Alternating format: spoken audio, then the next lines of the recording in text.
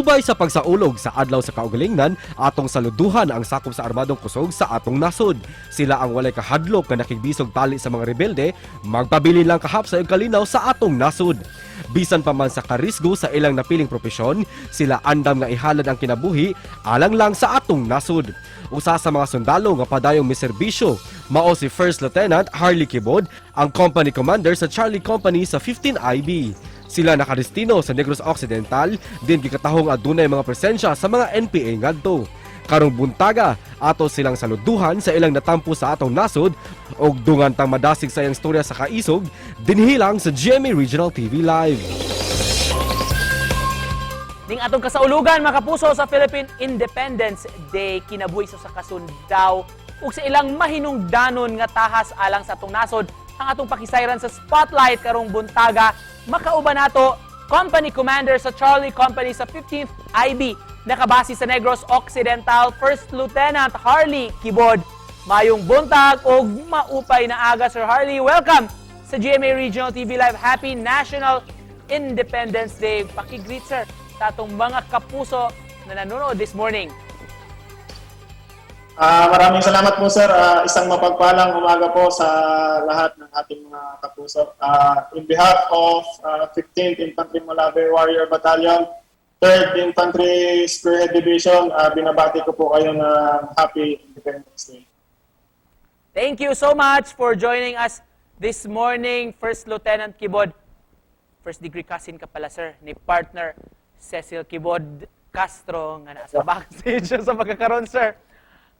Kumusta, sir, ang trabaho nyo? Saludo. Of course, saludo kami sa tibay at tatag ng ating mga sundalong Pilipino. In your own case, sir, ba't nyo po napili itong profesyon ito? Nung bata po ako, actually yung father ko is retired membro ng Philippine Constabulary. Siya po yung nagikayat sa akin na kumuha ng entrance exam sa Philippine Military Academy.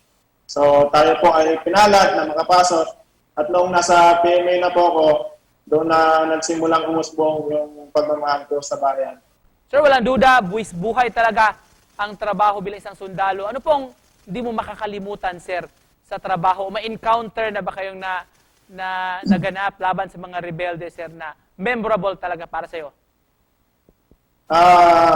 April 17 po, last year, na wounded po ako. May sumabog po na granada malapit sa akin at tinamaan ko yung aking ulo. Isa po yan sa hindi ko makakalimutan, ngunit walang-wala po yan kung ikukumpara ko sa alaala ng mga mukha ng mga nasawing membro ng New People's Army. Recently, itong April 19, 2022, ngayong taon po, may namatay na membro po ng New People's Army sa Barangay Kaliling, Kawayan, Negros Occidental. Yan po yung naka-encuentro namin. Curious lang kami, Sir Harley, tuwing may encounter na nagaganap, ano yung tumatakbo sa isip mo? Madami, sir. Maraming tumatakbo po sa isipan ko na yung isipin ko kung ano ang dapat kong gawin para makalamang sa kalaban, habang iniisip ko din po ang kaligtasan ng tropa. Anong mga challenges, sir, na na-encounter nyo dyan sa area of assignment mo? Isa sa mga challenges is yung mga NPA ay nakikibagay sa kanilang sa komunidad natin. So kunwari, nagpapanggap sila na magsasaka habang may arma sa malapit sa kanila. So naghihintay lang na maging kampante ang mga sundalo. In the 4 years, sir, sa pagiging sundalo mo, Harley, anong mga Filipino values na mas lalo mo pang na-improve sa sarili mo? Siguro po yung pagiging makabayan o makabansa po. Habang tumatagal po ako sa serbisyo at nakikita ko ang pangangailangan sa ating mga komunidad, lumalalim ang ating pagnanais na mapaglingkuran ng ating bayan. bilang sundalo, may gusto ko bang mensahe na nais iparating din sa mga kapwa sundalo mo?